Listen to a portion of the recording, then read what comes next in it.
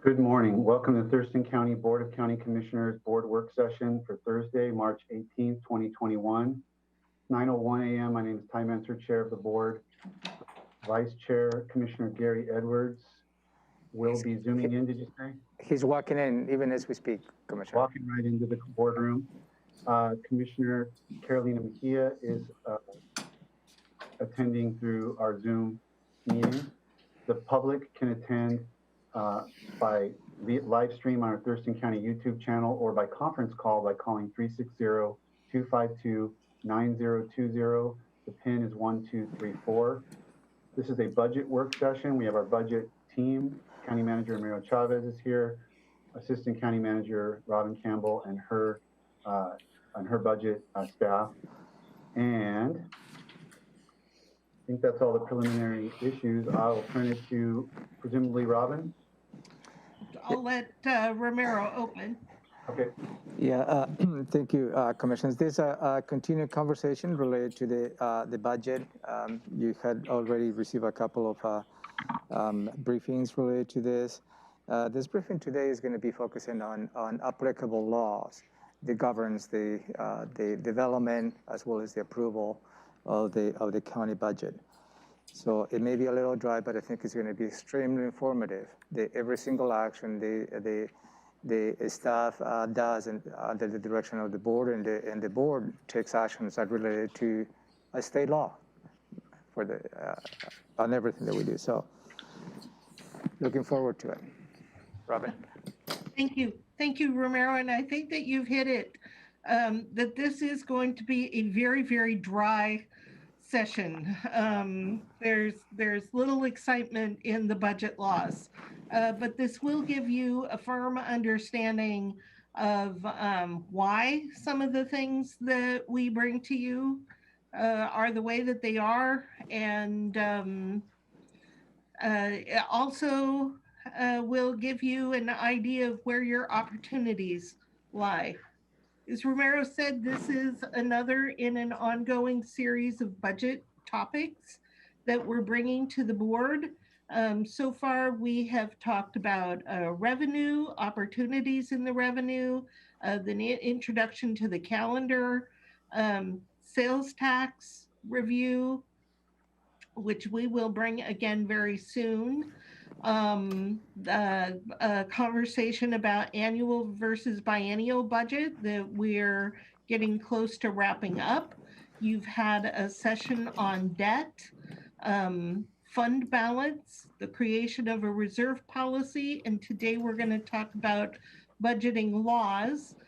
Future sessions will include the budget process, a deep dive on property tax, a review on sales tax, a discussion about compensation, fiscal monitoring, including the first quarterly fiscal monitoring report, commissioner priorities, indirect revenue, appropriations, FTEs, and capital budgets. That is all coming up. And just for the viewing public, we are meeting every 2 weeks to discuss one of these fascinating budget topics.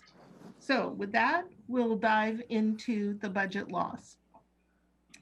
And I'm going to share my screen, figure out which is the right one, so that the public can follow along. And this information is also posted online for anyone who would like a copy. So the budget process takes pretty much the entire year. In January, we start working on the calendar. By February, the internal service offices and departments are working on rates and inventories. The offices and departments are considering what they're going to need in a future year. All of that starts very early in the year. But where the laws kick in, and really it looks like everything begins, is in July. So the the budget comes in almost three parts or three stages, major stages. There's what we call a preliminary one. That is the requests from all of the offices and departments. Preliminary two, which is the budget that the board adopts, a draft budget that the board adopts and publishes, and then the final budget adopted by the board at the end of the year. And so the first part of this conversation today is about the stages. The official kickoff for preliminary one is something that we call the call to budget. And that's line number 1 on your document. We are required to notify elected officials and appointed officials, and this is how it's termed in the law, elected and appointed officials, to file detailed and itemized estimates of revenue and expenditures for the coming year. And one way that you need to know about this document, or one thing you need to know about the document, is that every so often you're going to see an asterisk.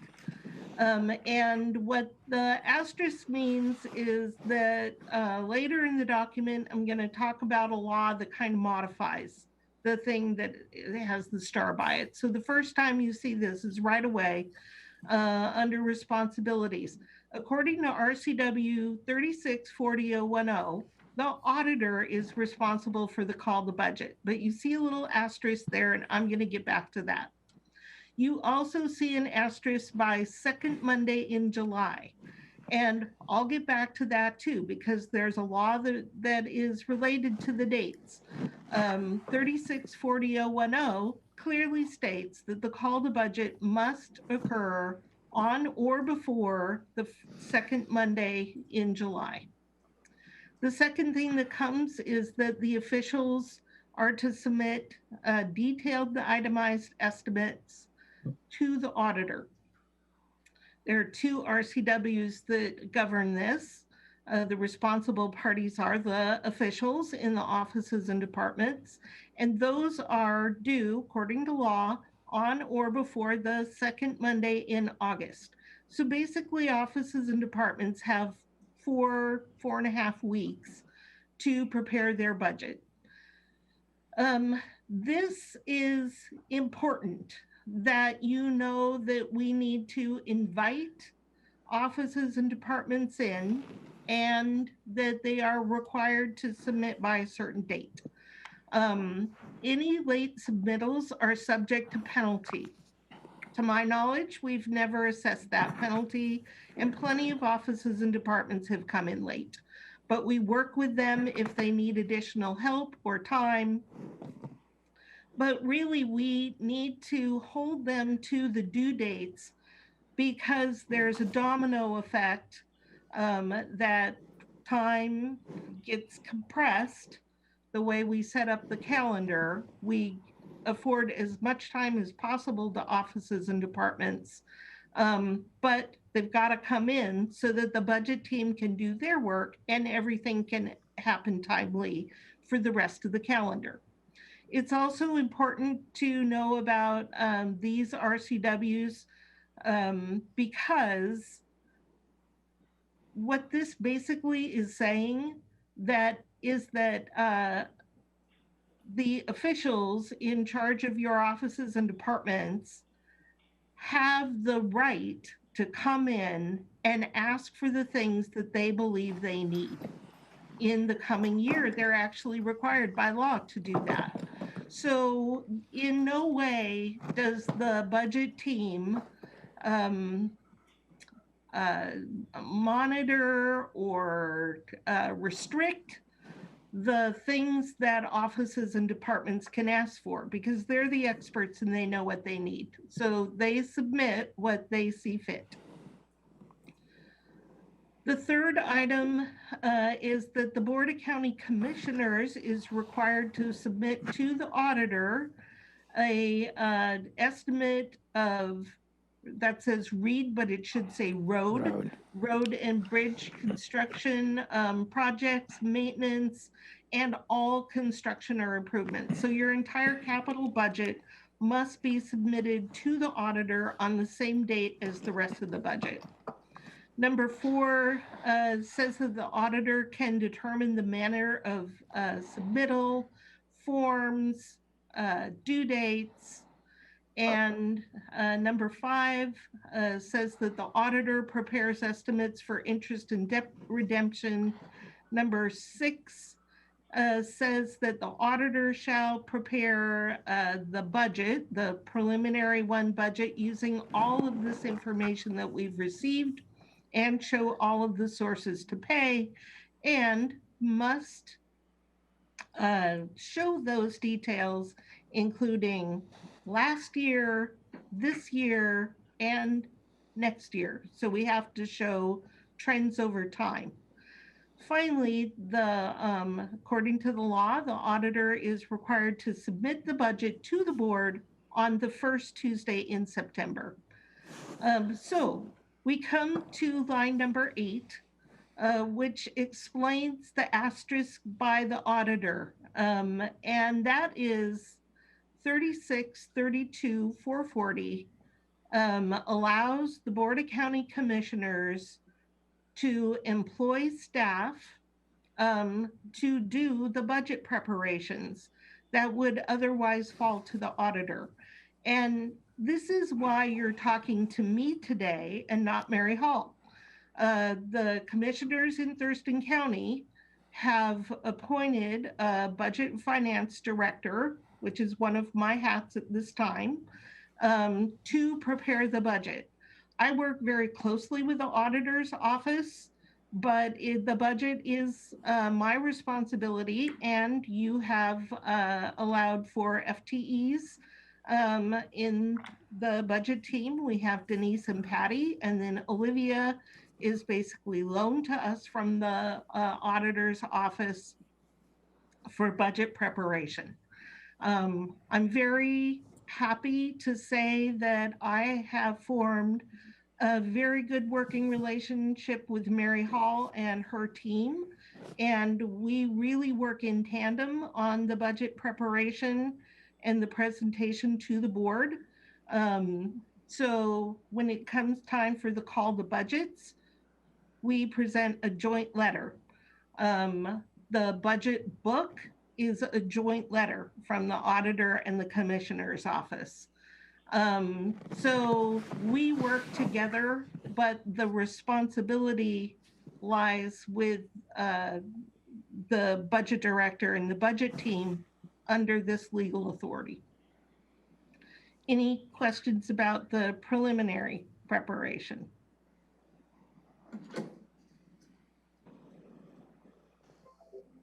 Nope. No. Okay, so we're gonna move then to the part 2, which is the board's piece of this. All of this is the work that you do in September, October, and November.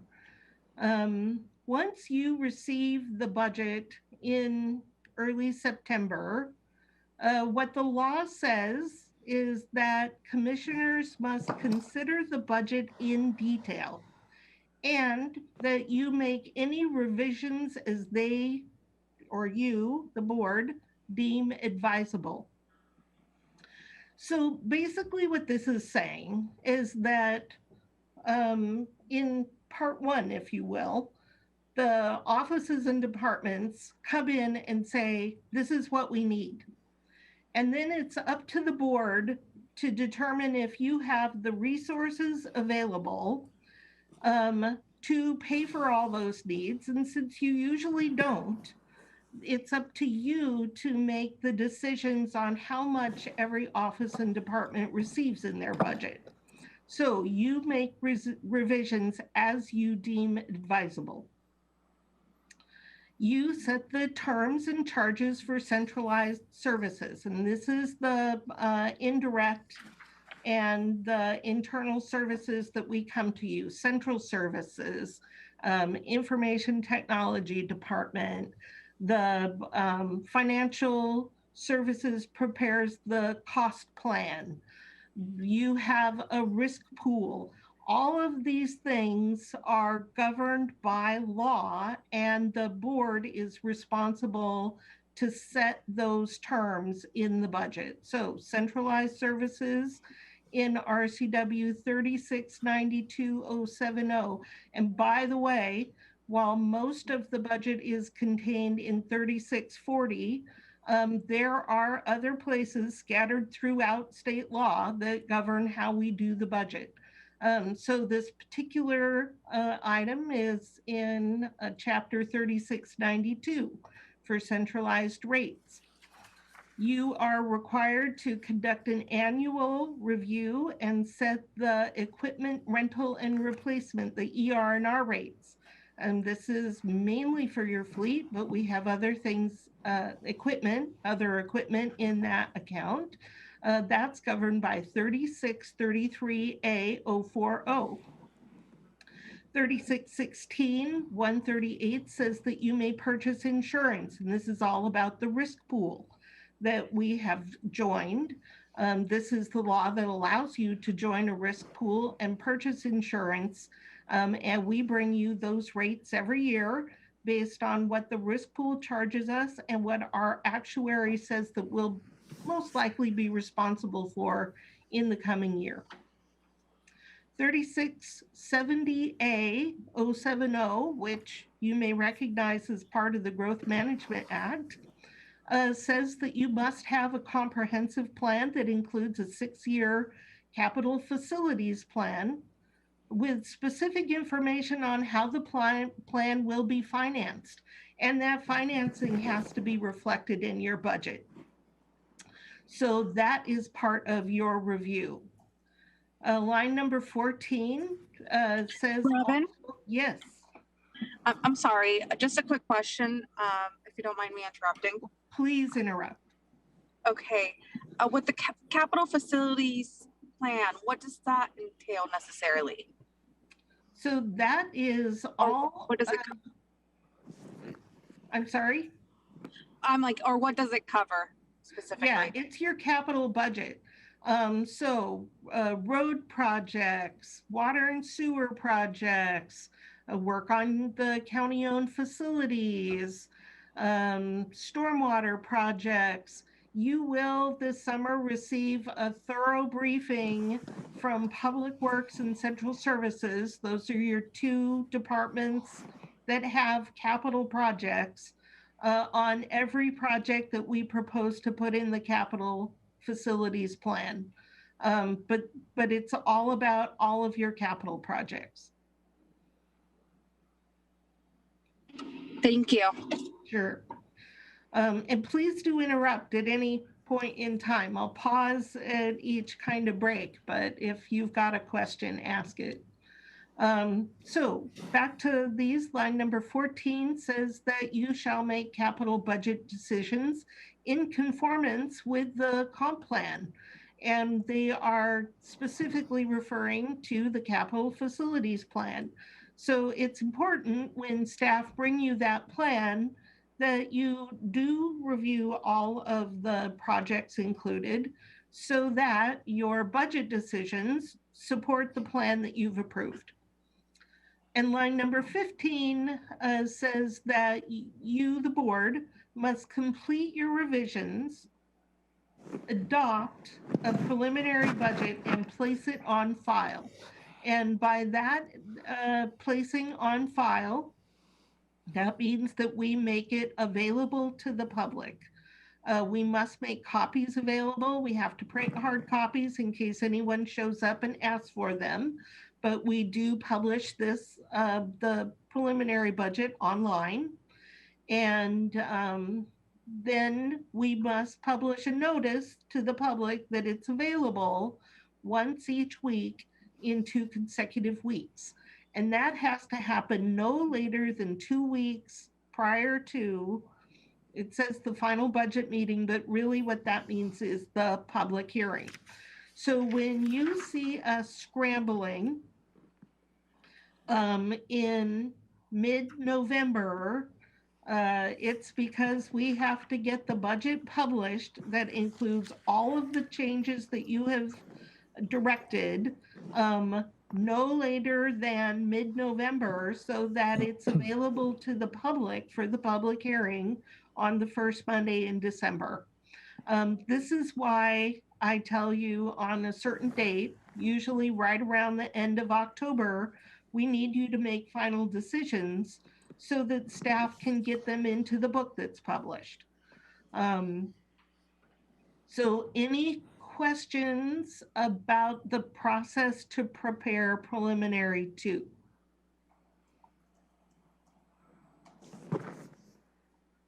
Nope, I'm going to keep forging on then. So once we've published preliminary two, then we move into the final stage of preparing the budget. We have to hold a public hearing. And what the law says in 3640.070 is that the public hearing is to take comment, to fix the final budget, and set the tax levies. This law also requires that officials from offices and departments must appear to be available to answer questions from both the board and taxpayers. So this is the only public hearing that you hold where you are required to take questions from the public and answer those questions. The law requires that we hold that public hearing on the first Monday in October, and here's a little asterisk again, and that once you hold the first one, you can continue it for up to 5 days. So for that week, the first week in October, you could have budget hearings every day. But we try to contain it to 2 days. Now, here's the explanation for the asterisk around the dates. Is on line 17, RCW 3640.071 states that you can select an alternative date for the budget, where we hold the public hearing on the first Monday in December instead of the first Monday in October, and we adjust all the other dates to conform to the alternative schedule. And that's what we do here in Thurston County. We tried the October date one year, and it was a fiasco. We ended up having to extend it at the last minute because for all of the things that we have to do that I've described up to this point, we did not have time. We couldn't allow adequate time for the offices and departments to do the preparation and the budget staff to review the work that's been turned in, and the board to give due consideration to all of the line items, the budget team to then record all of those decisions in the system and get a book out on time. It was impossible. So we go with the alternative December date, which is why you hold your hearings the first Monday and the following day, Tuesday, in December, and we adopt a budget. The board adopts the budget in Thurston County mid-December. That's why we take that approach. Robin, can I ask a question? Yes. So this whole process that you've been walking through, this is an annual process, regardless of whether the board has adopted biennial budget or single year budget. Is that correct? So we have to do all those things. The midterm, if you go biennial, in the first year, we have to do all these things. If you do a biennial budget, and we'll get to that later, the biennial budget rule says that you must do a midterm adjustment. And that midterm adjustment is pretty flexible on how you design it. So depending on how restrictive, if you will, that midterm adjustment is, what we did 2 years ago is we were able to do the midterm by October, and we didn't need the extra time because we were pretty strict about what went into the midterm. But So, I do remember the public hearings and a lot of the other pieces of it. right, You have right. to certify taxes every year. I mean, I guess I'm just pointing out that some of these things the law requires to be done annually regardless. Yes, that's correct. Okay. Okay. All right. So we were at the point of the public hearing. Prior to adopting the budget, I'm on line 18 now. You must adopt the comprehensive transportation plan. So you will recall that Public Works brings you the TIP, or Transportation Improvement Program. That is also tied to the budget. And the reason that we have you do that, you can do it on the same day, and we have you approve the transportation plan early in the budget adoption agenda, before you actually adopt the budget. But that has to come with the budget package. And in Thurston County, we've been very deliberative in aligning the capital facilities plan, the transportation plan, and the budget so that it all lines up. Line 19 is the action that you take to set the final budget. Between the public hearing and setting the final budget, you can make changes depending on what you hear from the public, and you want to be open to that. And there have been years when there was robust input at the public hearing that the board decided to make a few last minute changes. So that is your prerogative, and we have to adopt a budget no later than December 31st, because the beginning of the fiscal year in the county is January 1. And if you do not have an appropriation in place, the county would shut down, much like you've seen the federal government do. The line number 20, we start to talk about the public hearings on the taxes. So before you set the final budget that includes all of the revenue items, you must hold a public hearing on the property tax in particular.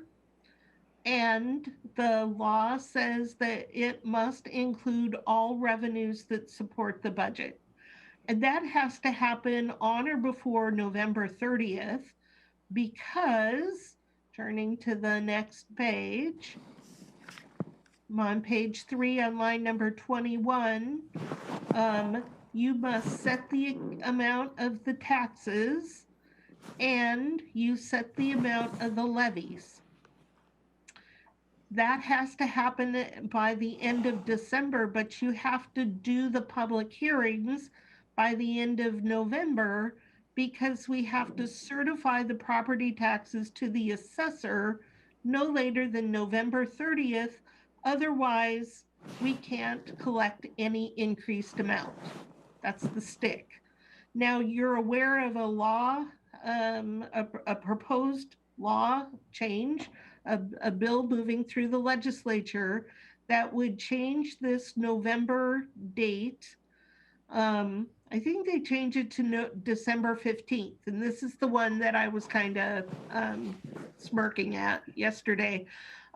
Because if they had changed it to December 31st, we could have aligned the hearing with the hearing on the budget, and certified it to the assessor by the end of December, along with when you adopt the budget.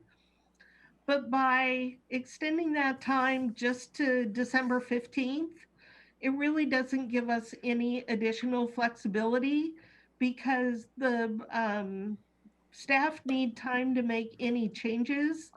And with the public hearing on the budget coming tight on the heels of that, we wouldn't have any capacity. So by only extending it 2 weeks, it really doesn't help us out.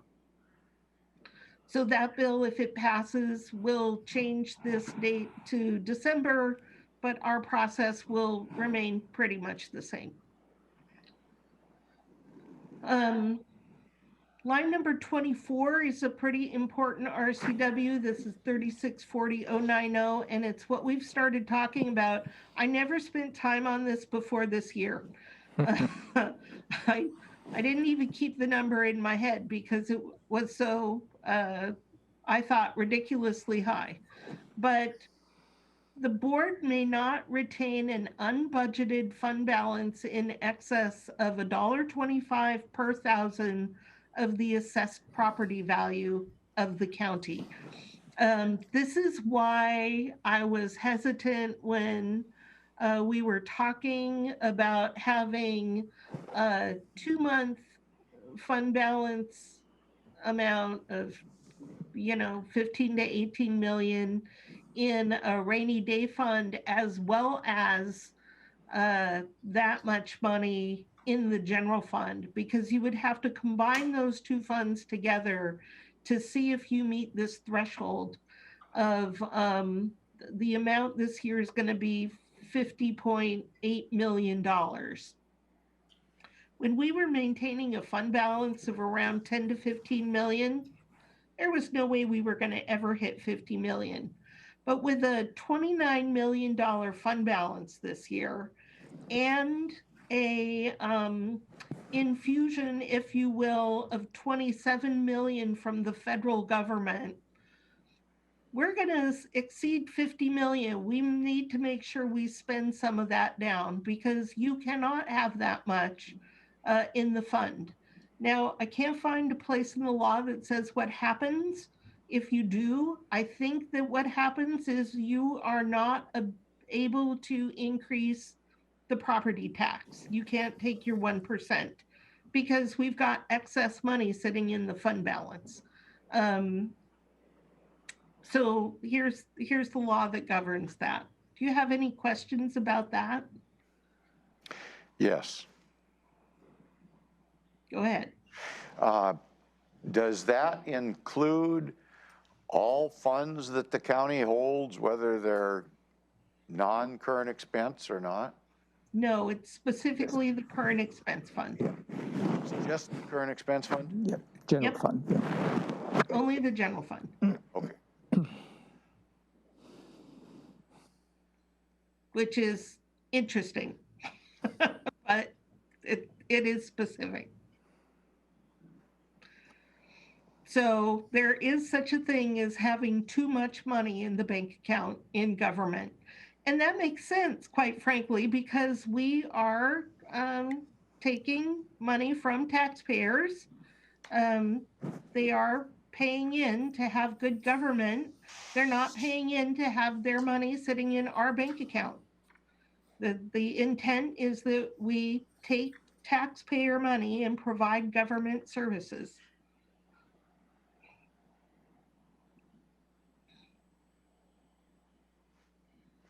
So that's what governs that. And for the first time ever, I'm looking at a number that is not only attainable, but possibly something that we're going to have to ensure we don't hit. It's a very strange place to be.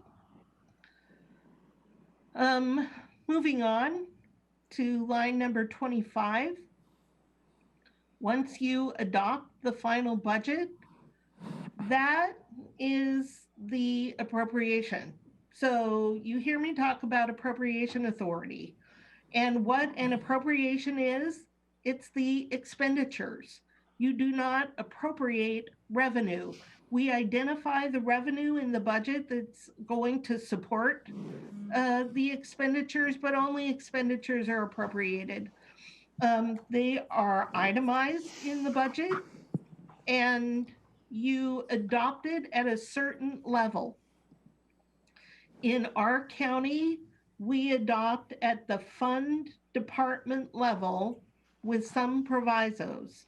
And we'll talk more about that when we talk about the process and how the budget is structured in another meeting. But that's important because the law goes on to say that county officials, and that includes elected and appointed directors, shall be limited in their expenditures or incurring liabilities, which means you can't write a contract for more than what's in your appropriation. You're limited to the amount of the appropriation. And it's that simple. The board sets a budget. Offices and departments are required by law to stay within that budget. Line 26 talks about a rule about salary adjustments. It's a little obscure. It's specifically to the board. And it says that you can include a salary adjustment for commissioners that becomes effective in the term following an election if you pass the budget prior to the election. I put this in here because it's one of the budget laws. As long as we're passing budgets in December, it really doesn't apply. It means that you cannot make a salary adjustment for yourselves if we pass a budget after the election date in November. So that's just when we talk about the salary commission and what we include in the budget, this comes into play. There are things that you are required to consider as you consider your final budget. The board has the legislative authority and responsibility to consent to employees. And what this means is that you approve all FTEs in every office and department, and that includes the courts. So you say how many employees every office and department may have. We set the type of FTE, so the classifications, and you fix their compensation. So we set salary ranges, and you've delegated to the county manager to approve any job offers at above the minimum salary range. This is all related to RCW 3616-070. This is your responsibility as the Board of County Commissioners.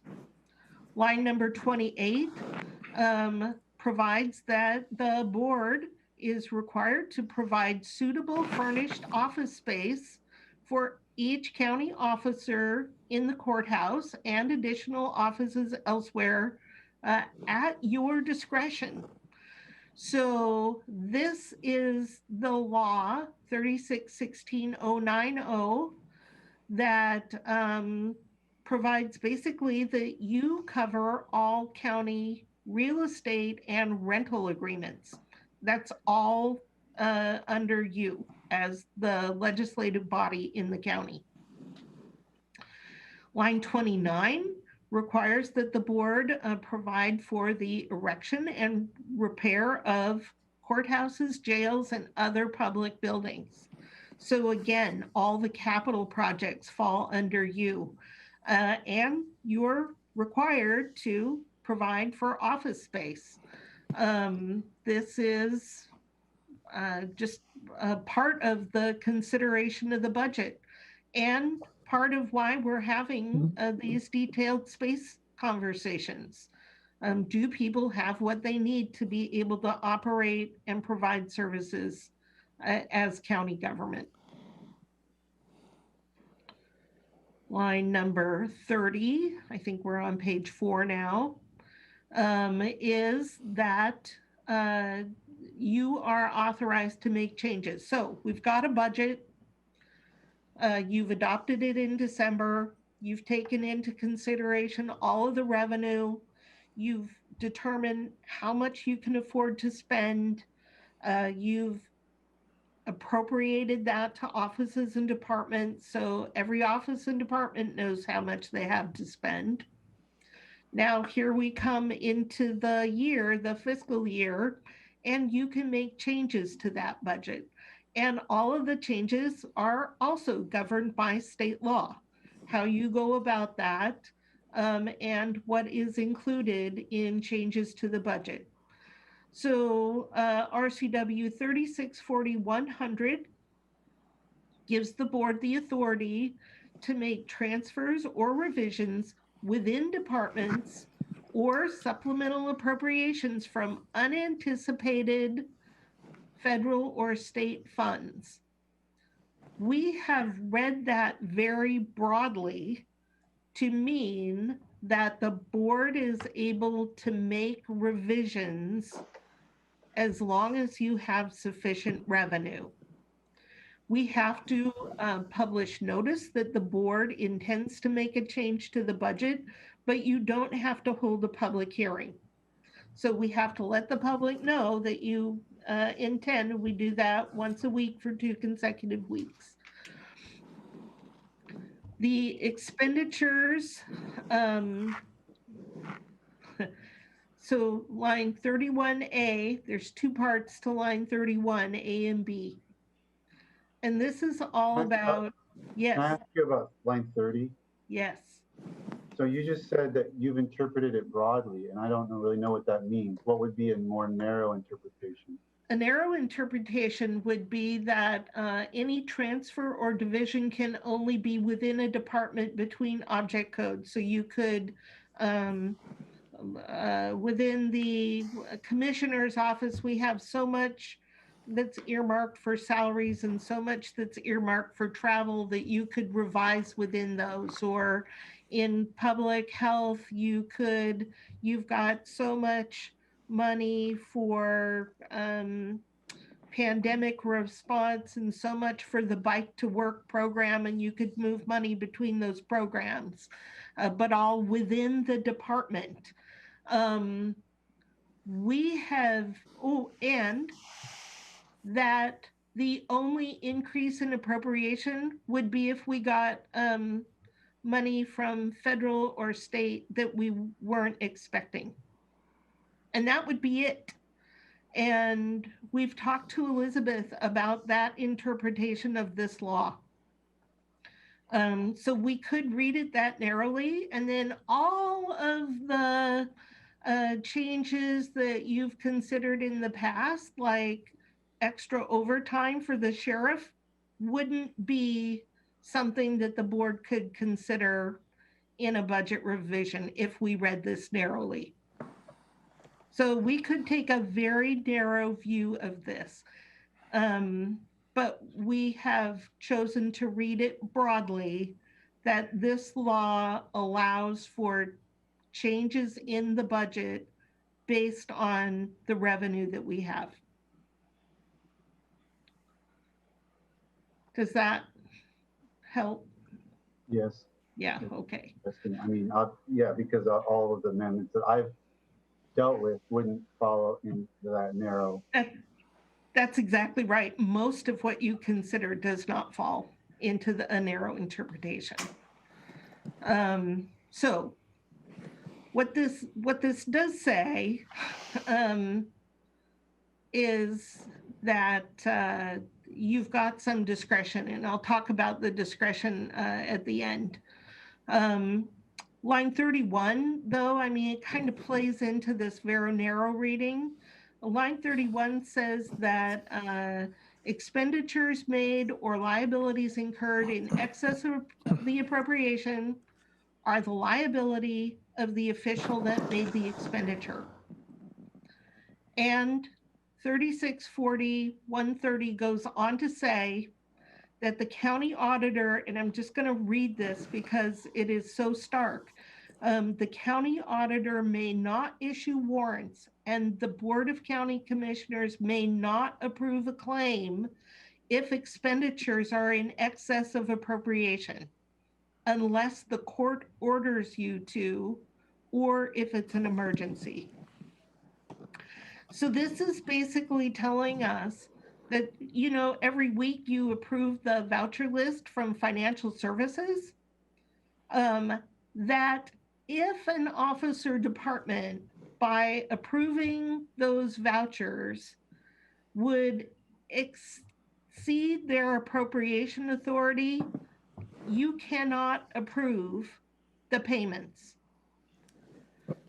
And the auditor can't issue the payment if it's in excess, and that the person that has to make the payment is the elected official or the appointed director.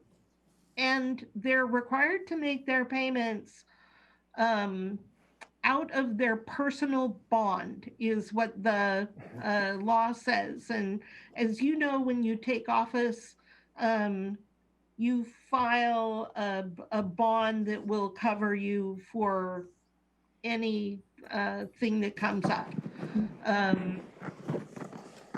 It's that bond that would cover this. And we've had conversations with our risk manager, and it's possible that the bonds would not cover this particular liability. So it could basically come out of the pocket of the responsible official or appointed director who did not manage their budget. That's pretty important thing to understand. Appropriations are a serious matter, and by law, we are mandated to manage the budgets that the board appropriates, and courts have upheld this concept on numerous occasions.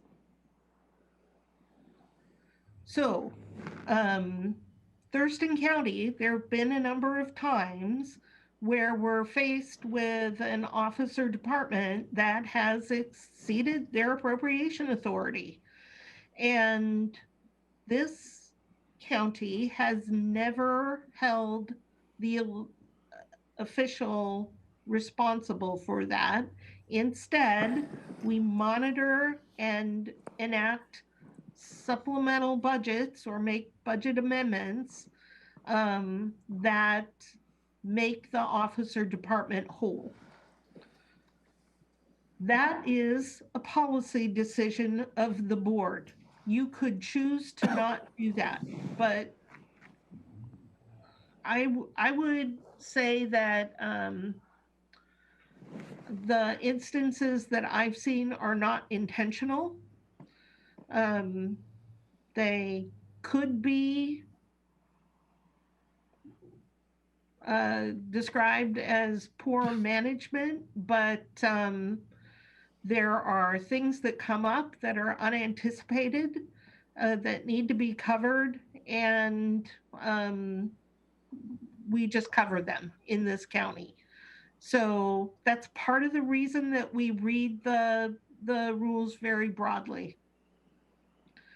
Line number 32 is in RCW 3640-195. This RCW helps with that broad interpretation. We can have a policy for supplemental appropriations from unanticipated funds from local revenue sources. So when our sales tax is going up like crazy, that's a local revenue source, and you have the capacity to make additional appropriations based on that increase in revenue. Robin, real quick. Sorry to go back, but is there a connection between the board's decision to cover, you know, unanticipated over expenditures by an office and that line 30 interpretation that you were describing about the broad interpretation of our power to, meaning if we were to interpret that more narrowly, would that preclude our ability to make an adjustment and cover an office's over expenditure? Or are those somehow disconnected? I think that that is a discussion that I would want to have with our legal, uh, Elizabeth. I think that there is a connection between those two things. I think that the item on line 32 helps support the direction that we've taken. Um, and I will also say that our approach has passed audit. State auditors look at these things, and the additional appropriations, the supplementals that we do, um, they have reviewed those, and we have never had an audit finding in the way that we do it. So I'm comfortable that what we do is okay. But I think that if we did interpret it narrowly, that we would have to rethink what we do. Okay, thanks. Could I have a follow-up on that, Robin? Yep. On 32, okay, so if we chose to make that supplemental appropriations, what is the process that we have to go through to do that? So the process is pretty open. That is one of your opportunities. The board gets to define how you go about changes in the budget. So the way we do it here is 2 amendments per year. You can decide on the number of amendments. We chose 2 at this time. You saw last year that we added some extras because the federal money was coming in so fast and so much. We needed appropriation authority for that. You can determine the timing of those, and you can determine what you would allow in the process. And when some of the electeds were talking yesterday at your elected official meeting about the process not being fair, we'll talk more about that when we meet about the budget process. But I encourage the board to set the ground rules for the supplemental appropriations and follow those ground rules. And right now, I would say that we don't. That we have the ground rules, we publish them in the budget instructions, but they are not adhered to. And that creates an unlevel playing field, and generates the types of comments you heard yesterday. So we'll talk more about how to create a more equitable process in 2 weeks.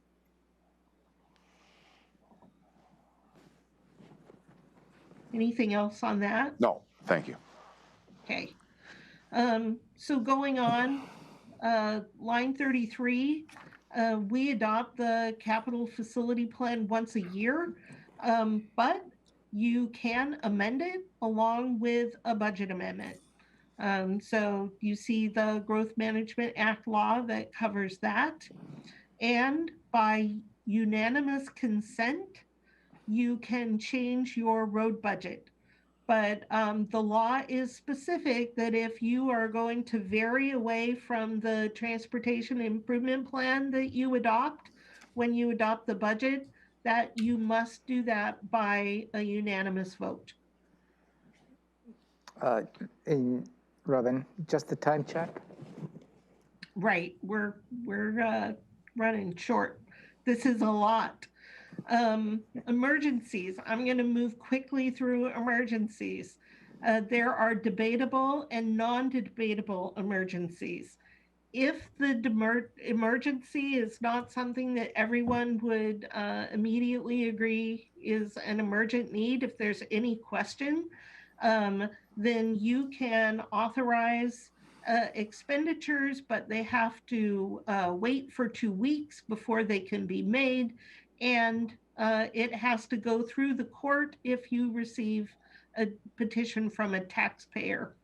So lines 35, 36, 37, and 38 apply to debatable emergencies. Line 39 is non-debatable. Again, there has to be a unanimous vote for spending money on a non-debatable emergency.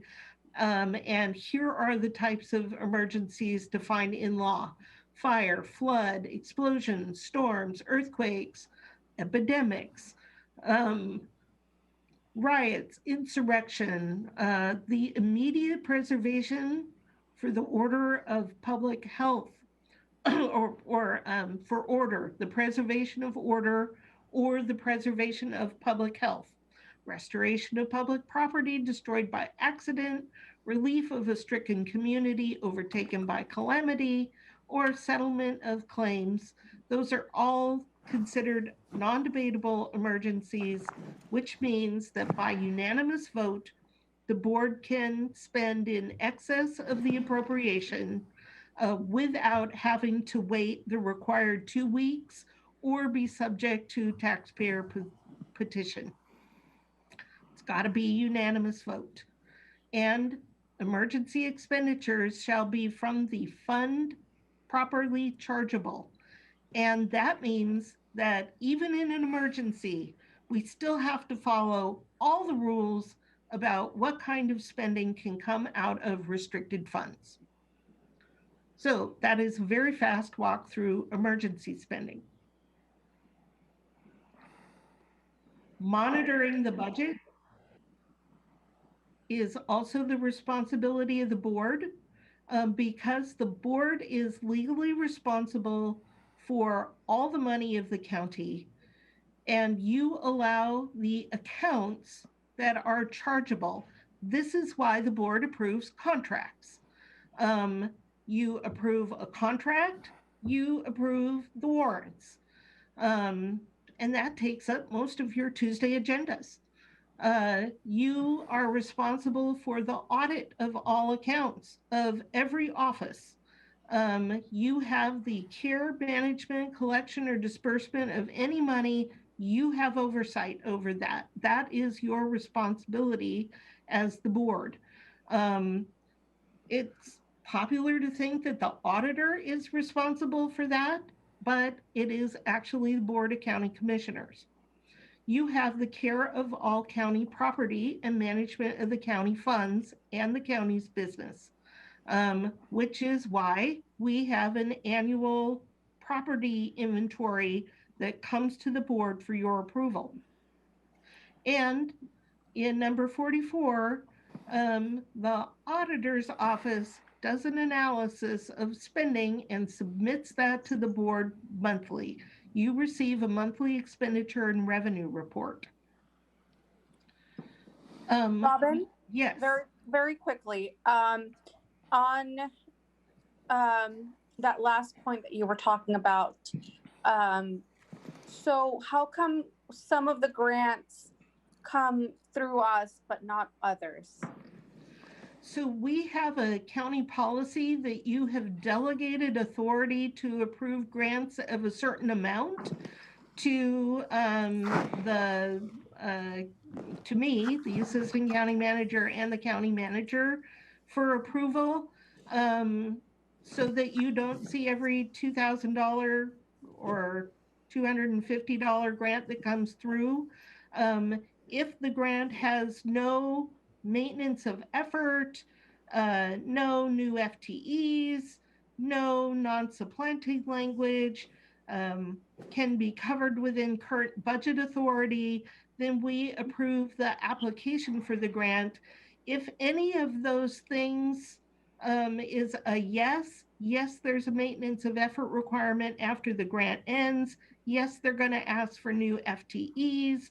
Yes, they need more appropriation. Then the board is brought in. I bring those to your attention. Most grants don't. Thank you. But also just to add to that, I think Commissioner Mejia was referencing to, there's some specific grants that requires a legislative action. That's correct. And one of is the RCO, the recreational grant that we get from the state. In those particular aspects, regardless what we have an internal process, we bring this to the board because that particular grant source requires for taking a legislative approval of that submittal. Right. maybe 5% of grants require board approval before the application goes. We're on the last page now. When we close the fiscal year, here's the law that requires us to do that. This is why a biennial, what the elected officials yesterday referred to as a true biennial budget, where they get 2 years worth of money to spend. This is the thing that might stop us from doing that, is RCW 3640-200 states that all appropriations shall lapse at the end of the fiscal year, except for we have 60 days to close the year. And that's what Mary was talking about yesterday. The year's not closed yet. But all appropriations shall lapse. And I have not found any RCW that says, you know, this law notwithstanding, you can do this. So that's something that we would have to look through if the board should want to pursue that concept. And line 46 says that we will file with the auditor an inventory of all capitalized assets. That's part of year-end close. And then finally, we have a few miscellaneous provisions for budget purposes. A county official is defined as an elected or appointed who is in charge of an office, department, service, or institution of the county. That's how the law defines official. It's not only an elected official. Line 48 says that the state auditor governs how we do these things. That's why you often hear us talk about the BARS manual. Line 49 says that violation of the budget chapter in state law is a misdemeanor, and it sets the fine between $25 and $500. But as you heard, there are much greater penalties for exceeding an appropriation. But this is a misdemeanor. We have to follow the budget laws. And finally, line 50 allows you to adopt a biennial budget. That budget must include a midterm review and modification in the second year. You can do it for all your funds or only some of your funds, and everything else can be annual. So those are all the laws related to the budget, and the underpinning of everything that your budget team brings you throughout the year.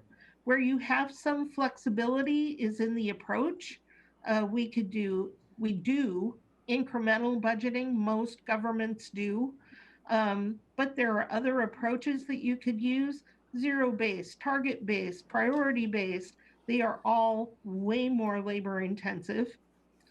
The amount of involvement is up to the board. You can involve other officials. You can create committees that look at the budget. You can involve the citizens. Those are all things we'll talk about the next time we meet. The changes are up to you, the type of changes, when you allow the changes, what type of changes, all of that. You could set a dollar limit on the changes. That is the prerogative of the board.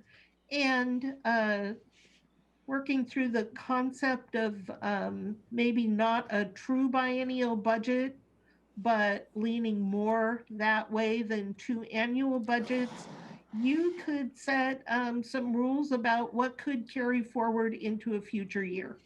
So you really have, even within this restrictive framework, there are some opportunities, and we'll talk more about that next time. And that was a whole lot. Are you going to talk? Can you define incremental budgeting, since that's what we do? Just because I know when I took over on the board, it took me probably 6 months before I understood that.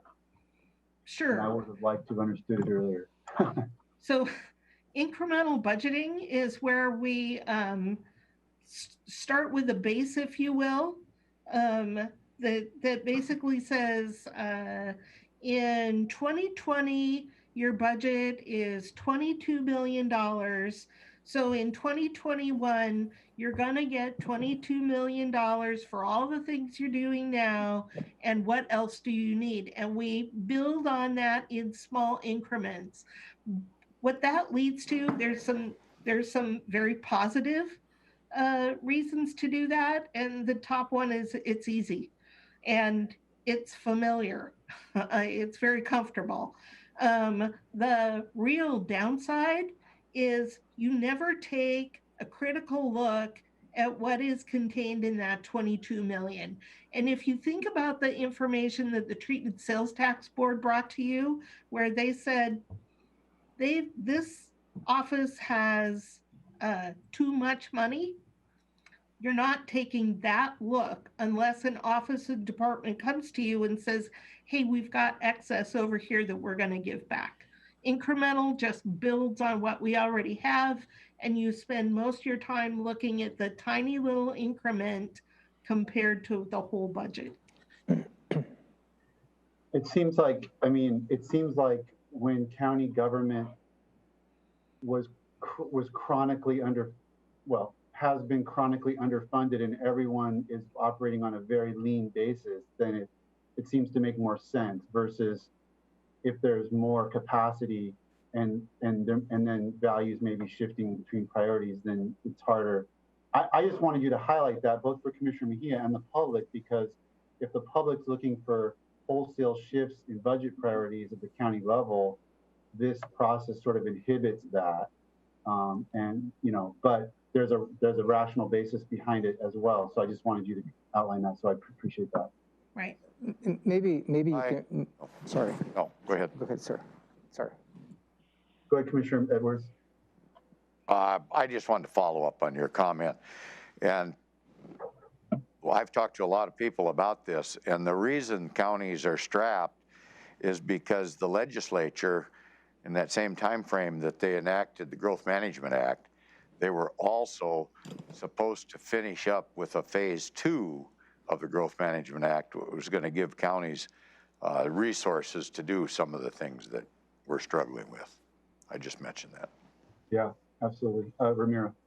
No, just following on the incremental budget, the other options that perhaps you heard in the past is the zero-based budgeting.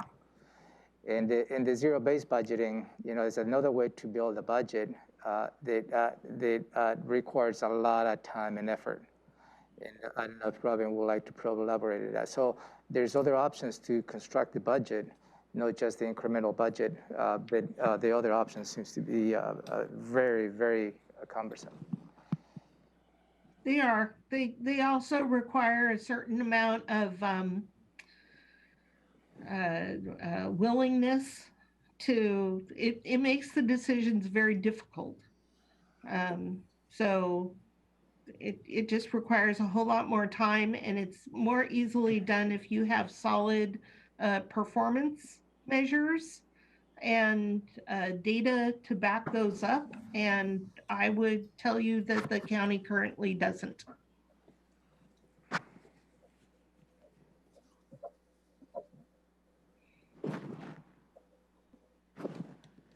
Okay, so are we good for today?